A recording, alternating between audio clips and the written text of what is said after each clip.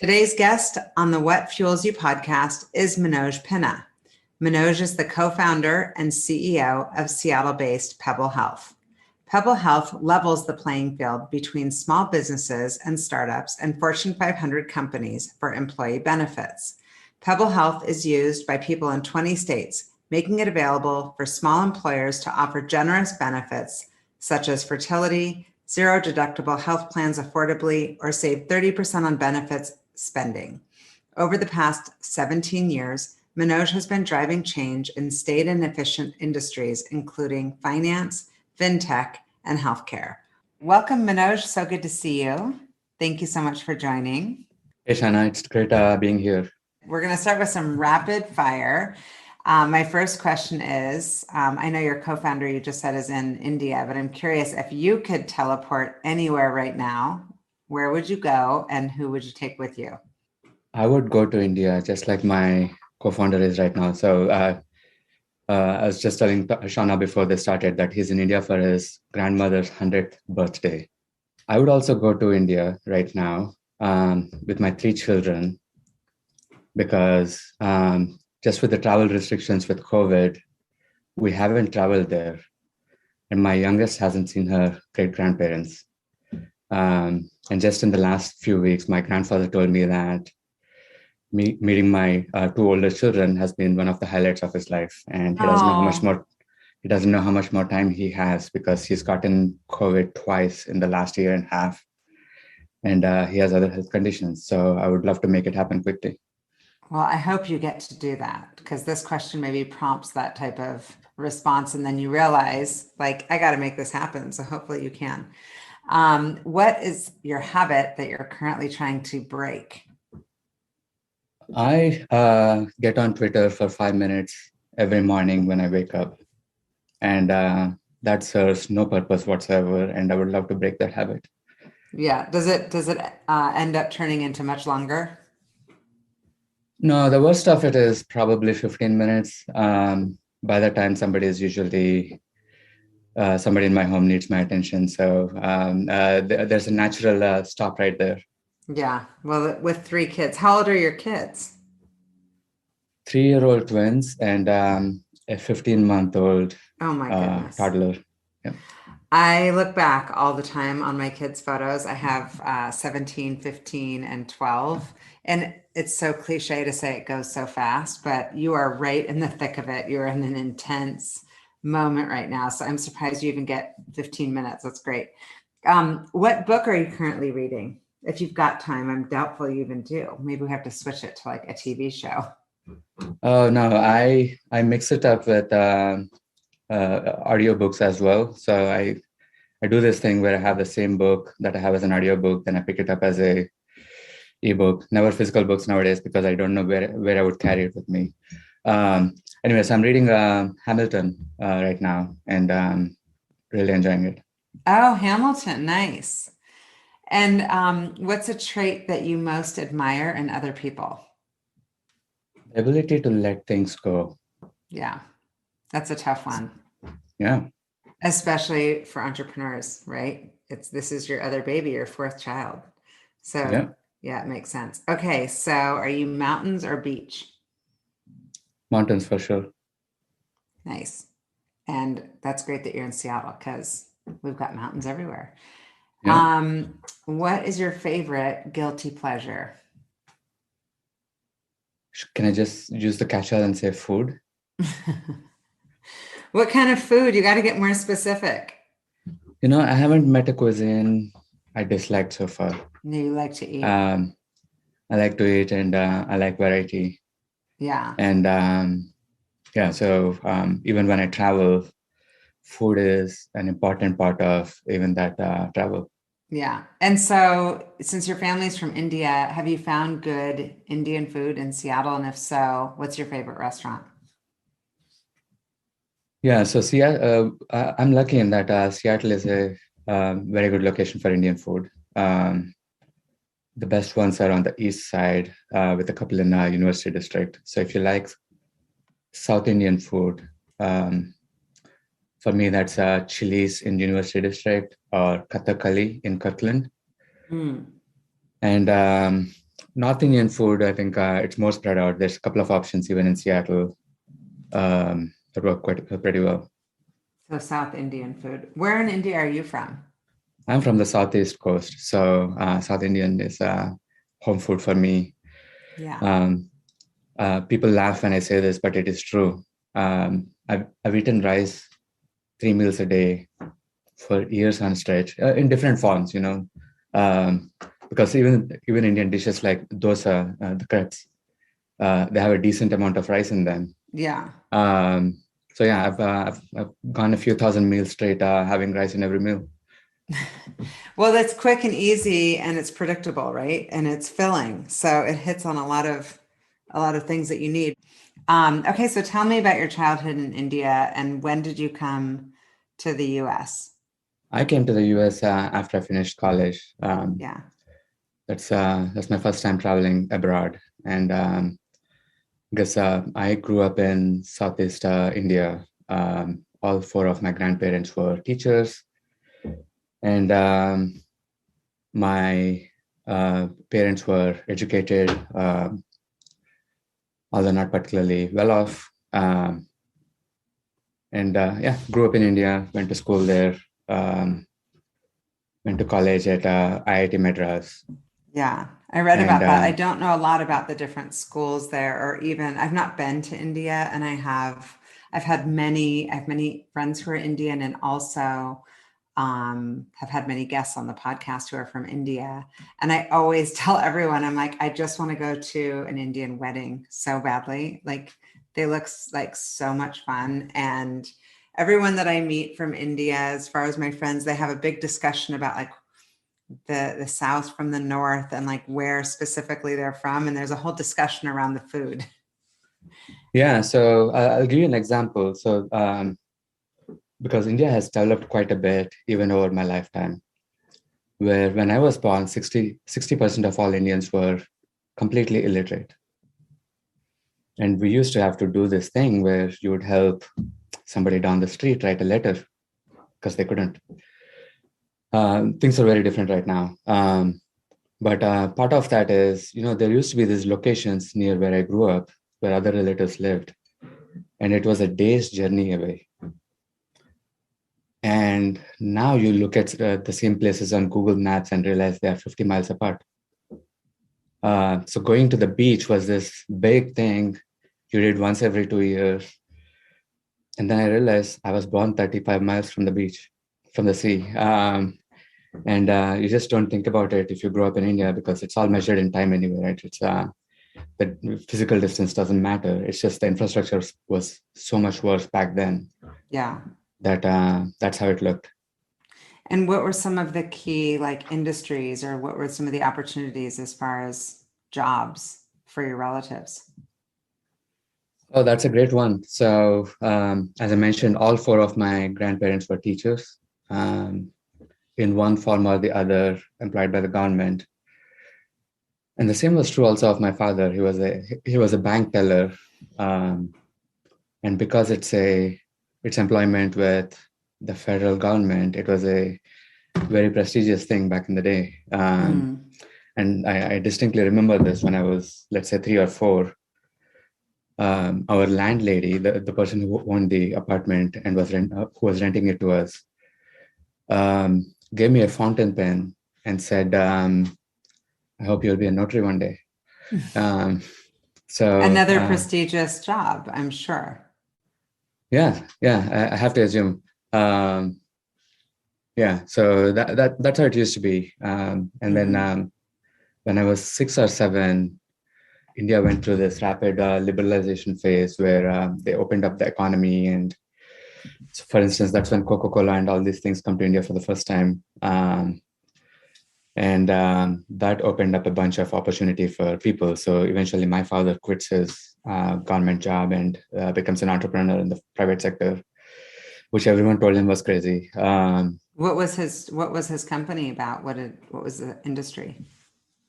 He started a stock brokerage. Oh, wow. So at least he was using a somewhat of his bank teller like numbers. Right. Yeah. I think the bank teller thing is just one of those things where you're way overqualified, but people tell you it's a secure job with the government with a lifelong employment and retirement benefits and all that. What's not to like? And that's how it looks at the time. Yeah. But then when you have other options, it immediately falls by the wayside. Right. And so when you talk about people's education levels and having to write letters for people and your family, on both sides being educators, I'm sure that that's also extremely prestigious. I guess my question is, what was like important to the family as far as family values? Yeah, education was huge, particularly because my grandfather was very well known as this. He was just a school teacher, but most of his work that he's famous for, he did outside his day job, where at any given time he might have 30 to 40 people living under his care, just from the nearby villages, who would be there to essentially study with him and prepare for their exams and essentially some form of trying to do better in life. And how does the education system compare to the US as far as the curriculum? Well, I would any day pick the US education system for my kids. There are some good things about education in India, which is they try to hold a higher bar on what is expected of students, and they they push people further. So they encourage high performers and they make fewer excuses for not high performers. Right. Well, I think that's how it should be. It is, yeah. But at the end of the day, the opportunities and the resources you have here are unparalleled. Things like computers, the quality of educators and their education level, the ability to touch and feel things, conduct experiments, not being forced to memorize unnecessary details, letting young kids be questioners. And I'm using broad brushstrokes here, but I feel like to a different degree, those things are better taken care of in the US education system than in places like India. And once again, these things are changing nowadays, and I haven't lived in India for a while, so yeah, I might be speaking about a snapshot some time ago. Right. Just broad strokes, but it's helpful because you can get a sense. So I'm guessing just from hearing from you in talking about your family and your upbringing, that your heritage and kind of where you come from means something to you. But how would you describe it as far as how it's shaped the way that you see the world now that you're an entrepreneur here in the US? Yeah, I think an important piece was just hard work and industry, which is, you don't necessarily control what station you're born to or exactly which skills are easier for you to pick up. Right. But you do have a high degree of control on how hard you work. And that was always drilled into us as children. Yeah. In my family. That was one. And then finding ways to add value without coveting what other people have. So particularly, I think with the milieu of get a government job and relax for the rest of your life, that used to be a real thing in India. But somehow in my family, it was always even if you do that, work hard. Right.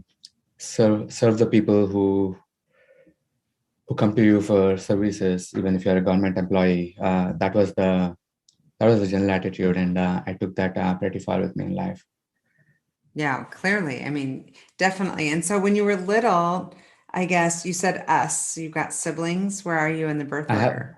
I'm the oldest son, and I have a younger brother. So you're the oldest. And so when you were little, would your brother, I guess, say, if I were to speak to him, that you exhibited leadership qualities as a kid? Oh, I don't think my brother would have many nice things to say about me from when I was a kid. It's just one of those things where we get along just fine now, but all through childhood, we would fight. Yeah. We were just 2 years apart, and that might have been part of the issue. And both of us are stubborn in our own ways, just like our mother. Yeah. But yeah. But I guess maybe not him, but your friends, like, or even you, like when you reflect back, did you kind of always have a sense that you were going to lead others? Yeah, I can definitely see aspects of it at every stage of my childhood. Not consistently, not in every domain, but yeah, I think particularly when it came to certain types of extracurriculars I was interested in, I would take on those roles. Yeah. And so who was your biggest influence as a kid? Yeah, that would be both of my parents. Nice. I'm sure they're super proud of you. And so you went to Indian Institute of Technology. What were the other options? Because I don't have a sense of the different schools. They're like here in the US, you kind of have a sense of what schools are people want to go to, and Hmm. depending on what they're interested in. Did you always know you were going to pursue engineering? Now, I was at a crossroads about becoming a doctor versus going for engineering when I was in before high school. Yeah. And yeah, that was a pretty close decision, but I'm quite happy with the path I chose. Yeah. What kind of doctor, or kind of, I guess, what kind of medicine did you want to practice? Uh, uh, I knew this cardiologist that I looked up to as a kid, so yeah, I thought that's the path I would take Yeah. if I went Interesting. on that path. And so how did you end up choosing that school? And I guess in reflecting back, was it the right choice for you? Yeah, so when I went to college, there were six Indian institutes of technology, and they were the best six engineering schools in India, or at least they were in the top eight, let's say, all six of them. Um, so going to an IIT, if I wanted to do engineering, or at least attempting to go to one, was a bit of a no-brainer. Looked at it that way. Which specific IIT, which major? I went to the one closest to home. Yeah, that's what I was Uh, thinking. I'm guessing this is the one closest to home. yeah, it was just a 16-hour train ride each way. That's the one that was closest to home, and Yeah. yeah, I could see myself being just as happy at any of the other IITs, but yeah, no regrets, I guess, is how I look at it. Yeah. And so tell me about the recruiting process coming out of school. Did you think about staying in India, or did you know right away that you were going to go to the US as far as like your first job right out of school?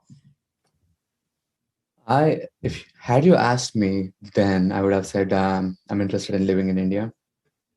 Uh, so my plan was to go to B school in India and uh, work as take on an interesting corporate role for a few years and then go become an entrepreneur by myself.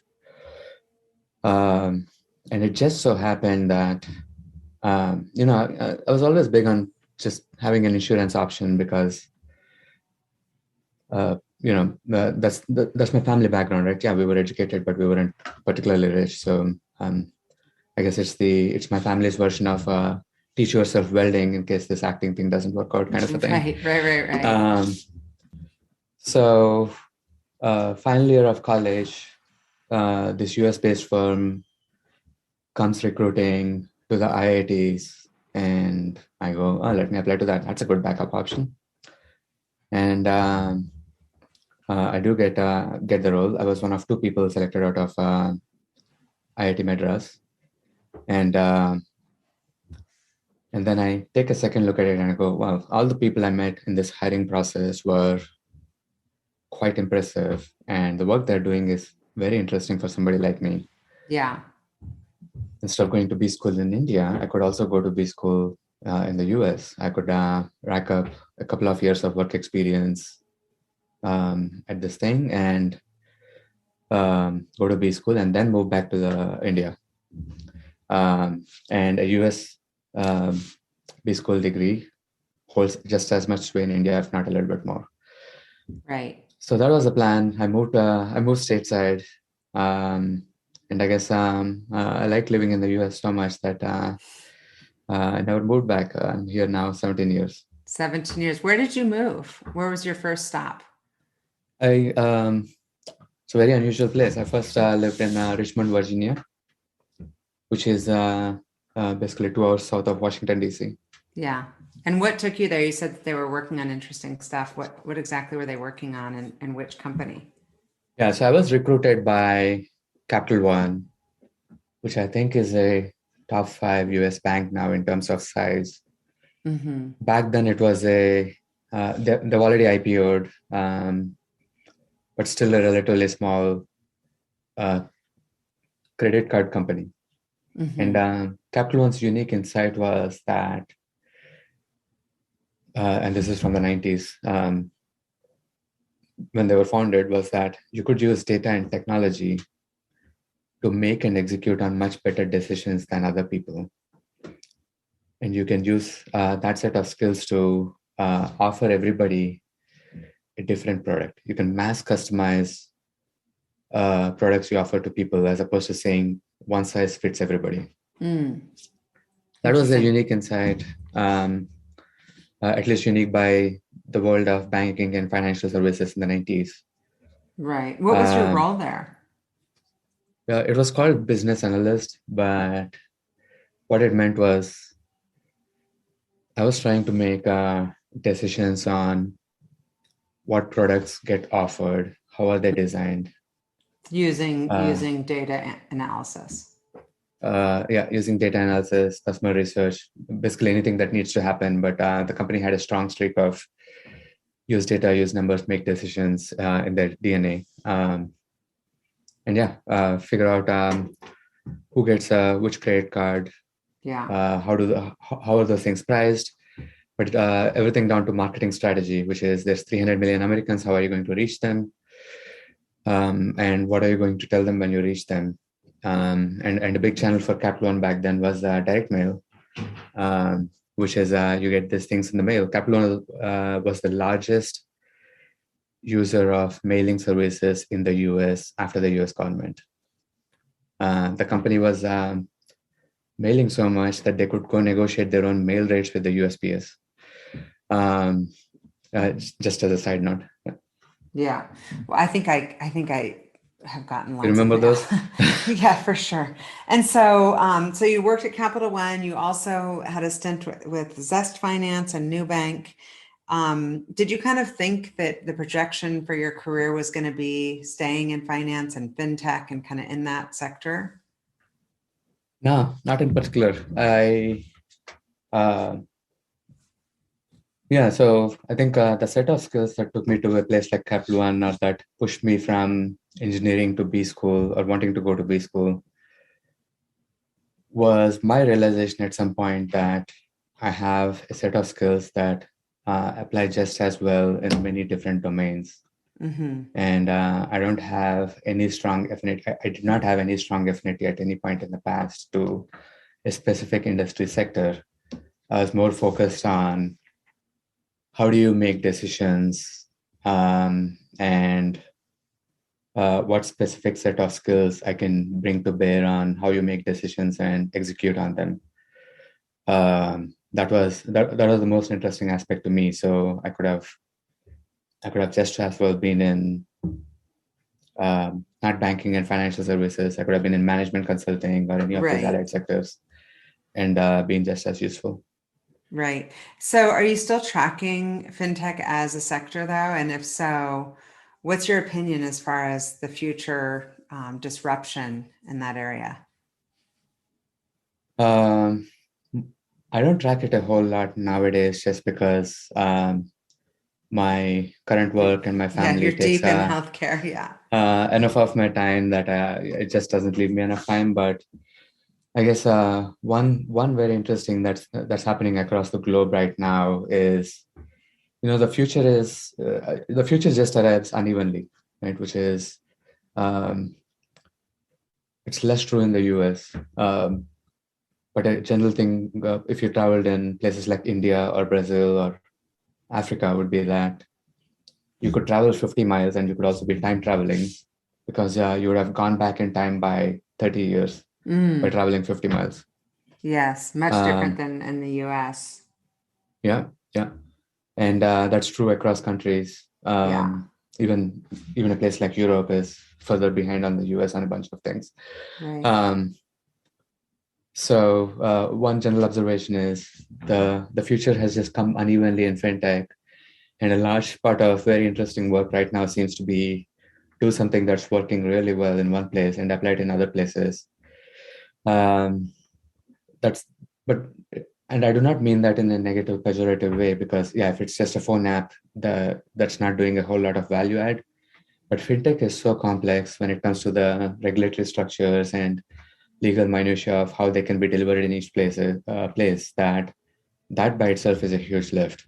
Yeah. And then you add in the issue of different languages, terminology, different levels of talent in each of those places. These are very interesting endeavors. So I now see, particularly after New Bank's success, companies trying to do it in places like Indonesia or Philippines or occasionally India. Yeah. The same general ethos, but still very different problems that they need to solve for, and not any less hard. So Right. that's interesting. Super interesting. And I saw that you did get to work. Did I read this right that you got to work in Brazil? Yeah, yeah. I lived in Brazil for 3.5 years. Oh my gosh. Did you get to choose that? Because I just am dying to go to Brazil. In India and Brazil. Yeah, yeah. So I was living in the US for 9 years at this point, and moved out of the US to go live in Brazil for 3.5 years. So the Brazil stint was New Bank, or the company that eventually became New Bank. And yeah, that was definitely a very interesting Yeah. professional as well as personal experience. And so as far as these companies prior to starting Pebble Health, which I'm excited to get into, I guess which of them has been a great foundation for you as far as company culture and creating a culture that you want to emulate in some sort of way? And yeah, like which company would you most recommend to a friend? Oh, that's a tough one, because I have each of these companies has their own unique facet that I I love, and I wish to keep for Pebble Health.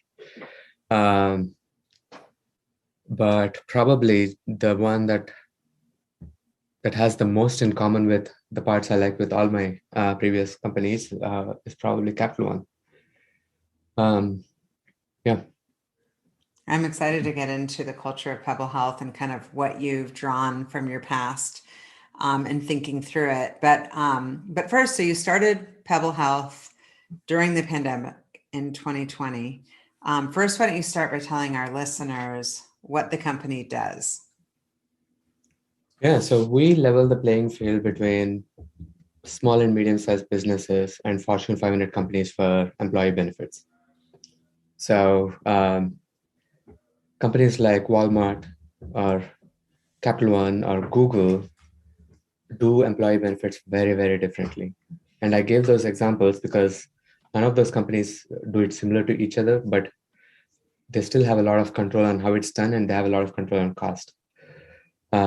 Whereas if you are a venture funded tech startup or a mom and pop restaurant chain or any other business that doesn't have 5,000 employees, you are stuck with a very different set of tools and options available to you and your employees. So we fix this gap. We can get into any amount of detail. I can talk about this all day, but I'm just going to leave it at, by using Pebble Health, employees have been able to offer much more generous benefits. Early stage startups have been able to offer fertility benefits to their employees, or expanded mental health options, which is one of the number one complaints for tech employees nowadays. They've been able to offer $0 health plans, and they've been able to do all these things very affordably, sometimes paying just as much as they were last year. Other companies have been able to save up to 30% on benefits expenses while maintaining the quality or while making it slightly better for their employees. And people use the products now in 20 states, or I guess after last week, maybe 22 states. And overall, it's been a positive story for the customers we've been helping so far. And how did you come up with this idea? Why was this specifically a problem that you wanted to solve? I think the general idea has been floating around in my head and Vinay's head for some time. But the kick in the butt I needed to learn a lot more about this space was when I had to buy health insurance for myself and my family for the first time ever, which is when I took 2 years off work when we had our kids. This is after moving back from Brazil and after working away at New Bank for 3.5 years at a fairly demanding pace.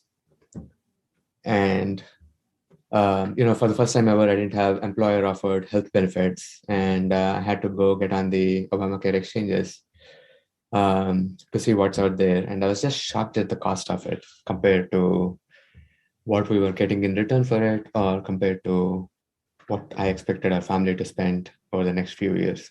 Yeah, it's insane, especially as you know, we've had discussions, as a small business owner. It's crazy the amount that we're paying. And in this crazy competitive market, you have to keep, you have to stay in line with your offering as far as your benefits, so that people want to work there. How did you come up with the name Pebble Health?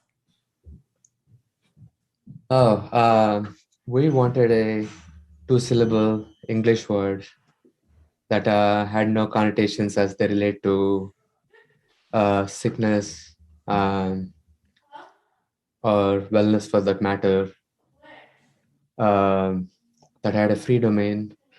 This is how calculating we are. And then it was available. Yeah. And that's what we went with. We tried a bunch of words. We tested it.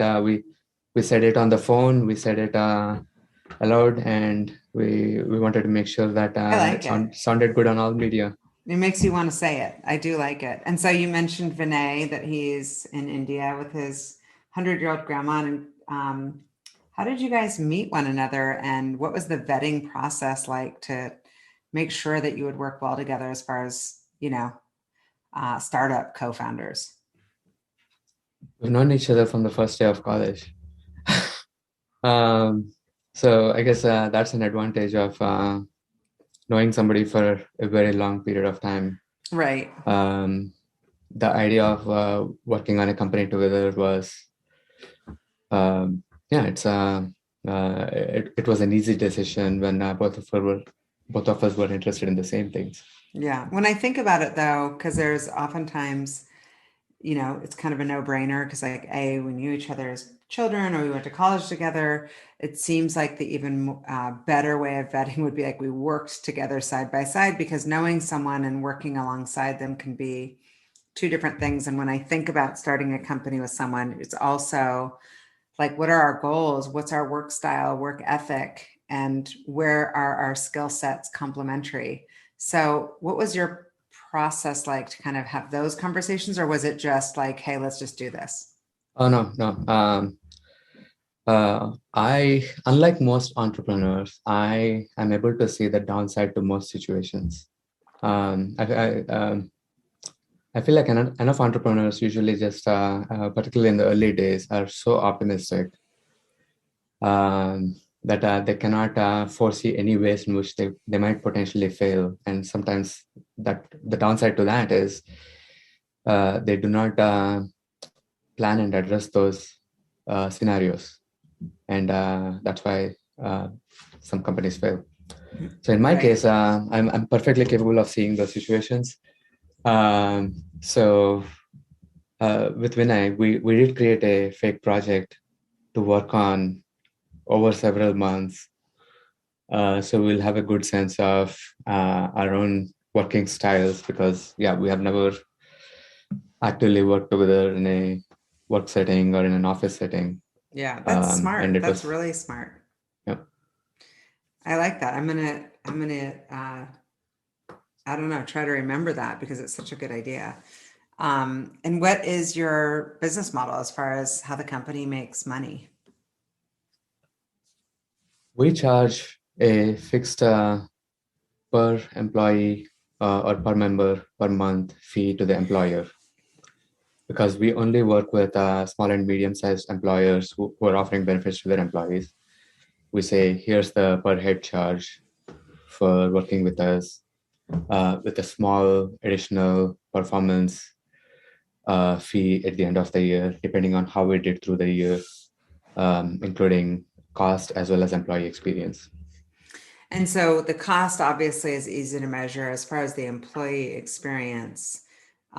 Is that measured by like some subjective measure, or is it like, hey, these are the benefits I used that I didn't know that I had, or like, how are they measuring that? So the benefits part is known upfront, where when we talk to an employer, we say, for your specific situation, and once again, no size fits all. So we do a quick work of figuring out exactly what a given employer needs. And we say, for you, this is the recommended set of benefits, and here's the expected cost through the year. So they know what benefits they're going to get. What they don't know is the employee experience and how happy they'll be with it, and would that make a difference in their to them as an employer in a competitive market. So what we do is we ask all employers the same set of questions upfront before they start working with us. We ask employees how happy they're with their benefits, that set of question, and a few other questions of that nature. And we ask a sample of those questions every month afterwards. And so employers get to see before they started with Pebble Health, what is their employees' happiness or satisfaction with benefits being offered. And then they get to measure that over time because you're asking the same questions to the same panel of people that you're aggregating. Yeah. And so that's how and there's several other things. We also have customer satisfaction ratings and other pieces. But yes, the rating themselves are subjective, but when you add it up, there's enough going there that most people look at it and go, an improvement there is a net improvement. And if it is worse, then Pebble Health is failing. Right. And just an overall, like, hey, would you recommend this? How satisfied are you and how much more engaged are you in the company because of what you're getting out of the benefits? So who's the subset that fills that out? Is that just the leadership or people making the decisions, or is it the actual employees prior to engagement of, Pebble Health? Like It's to always just even the get a employees. sense. It's always the employees. Interesting. We're always big on, so the leadership would also be one set of employees, but they don't get any larger of a say in the rating.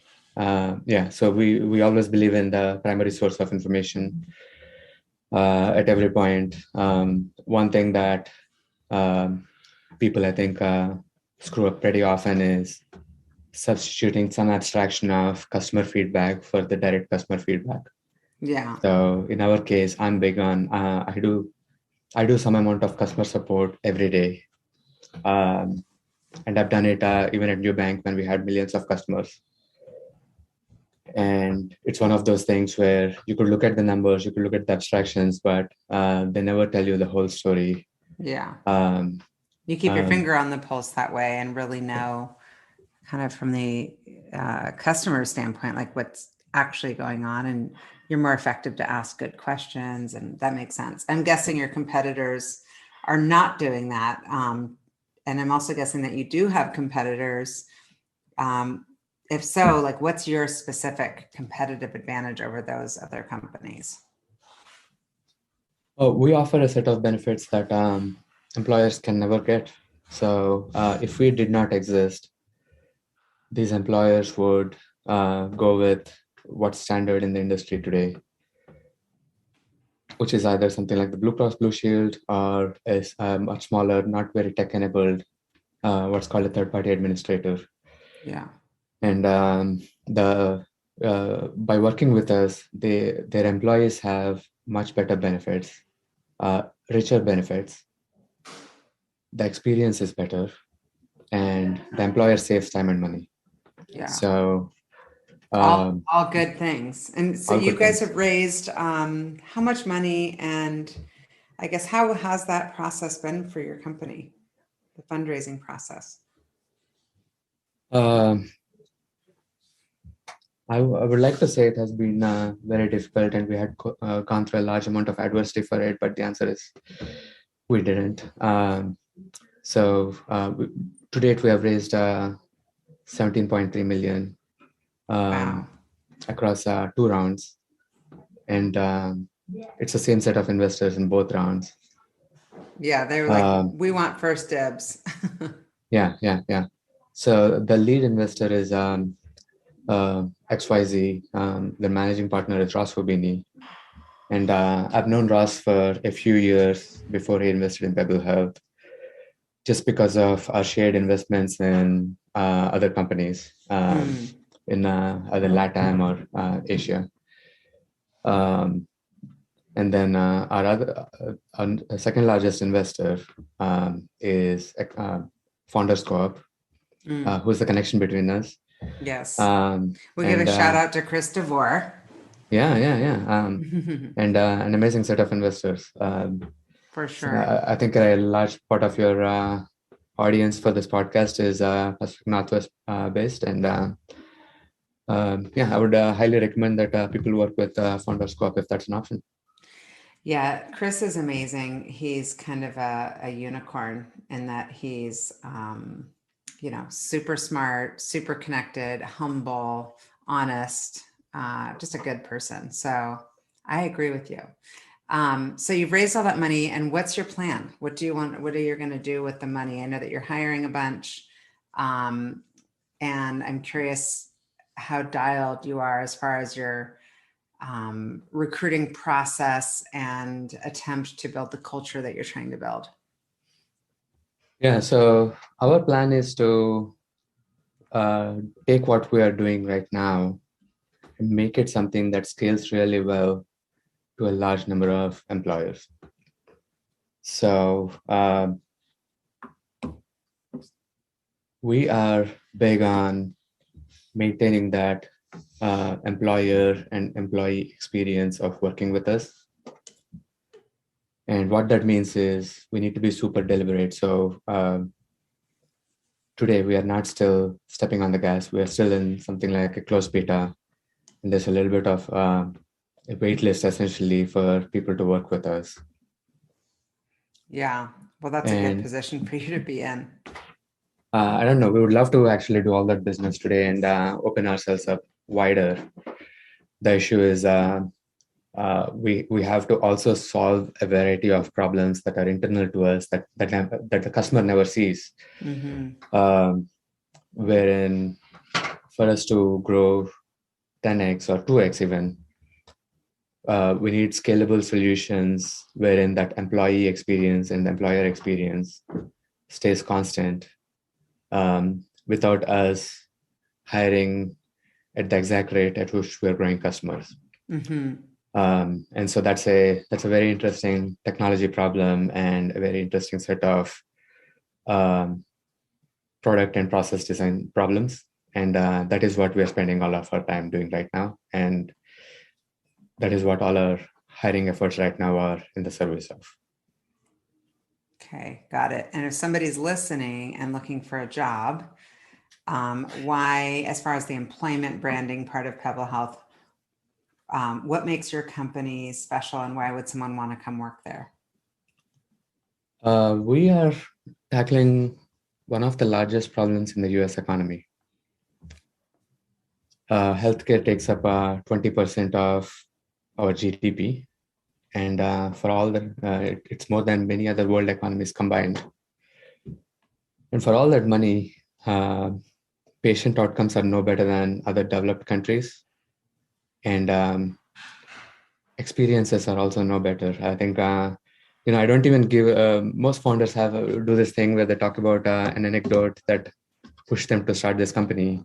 And in my case, I don't do that because if just about anybody I talked to had one of those experiences, if not several, of the healthcare system and the health insurance system being very inefficient and difficult to work with. Absolutely. And so if someone comes works with us at Pebble Health, that's the size of the problem they're tackling. And if we are successful, 100 million people will have better care options and better ways to pay for that care.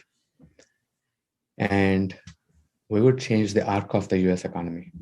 So that's the reason for somebody to work with us. That's number one. That's exciting. I just got some chills. Okay, number one. What's number two? Number two is the people who are already here. My co-founder and I have had a lot of experience building companies from zero to very successful companies. And we have a bunch of other people here who are also very, very good at what they do. And so in terms of things like talent density, the advantage of joining a team like Pebble Health is whoever comes and joins us is going to get stretched like they wouldn't at most other opportunities they would run into. Nice. And have you guys identified, it's kind of cliche to even ask, but I am curious about what you've identified as far as the company values. And then you've kind of clearly stated the mission of the business, but how are those two linked together? Yeah, that's a great question. I'll tell you one thing that is not a value because we talked about it and said nobody will buy it, and that's not really us, which is humility. We're not humble people for sure. But let's see. One of our big values is solving big problems. So being willing to take on these large, hairy problems and saying, we will find a solution and we will solve this thing, and we're not scared by the size of this problem or the complexity of it, is quite important to be a fit here at Pebble Health. After that, it is winning customer trust. So most people trust insurance companies in the sense of they trust them not to run away with their money, but they don't trust insurance companies or companies in this sector to offer them good customer support or to care about their unique set of circumstances and deal with whatever they need to do to get the medical care or the mental health care that they need. And we want to win our customers' trust day in and day out. So if somebody's got something that they're dealing with regard to their benefits on like a Sunday, will you be the person that they call, or will you just be facilitating connection to another company? I guess I'm just confused about how all that works. And it's top of mind because yesterday I was at urgent care with one of my kids who we were trying to get an x-ray from an injury. And then I was just curious, like how much it's going to cost. And I couldn't reach my insurance company because it was Sunday. Maybe it's unrealistic to ask, but that would have been nice. So in our case, we do whatever needs to happen to fix that problem for the customer. And technically, our customer support hours are Monday to Friday, working hours on both coasts. But we have gotten questions on weekends, questions that no other insurance company deals with right away. And Vinay or I, the two co-founders, get paged, and we deal with those. Yeah. And hopefully as you scale, it won't be you guys. So that's not sustainable with your kids. But I also know that you guys have an app, right? Yeah. So I don't mind it. So the way I would look at it is I actually would want everybody in the team to get paged. And the reason for that is that customer support interaction is a failing somewhere else. So the best customer support is no customer support because nobody needs it.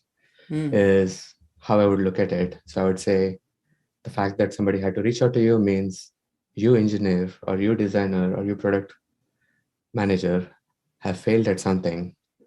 So yes, offer the customer support in the moment, but now go fix the thing upstream.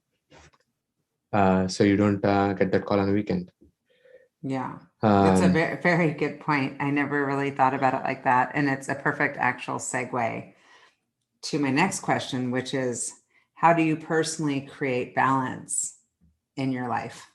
Given, you founded a company with like crazy funding and you're on this kind of rocket ship, you've got the little kids at home. How are you finding balance? What do you do to protect yourself?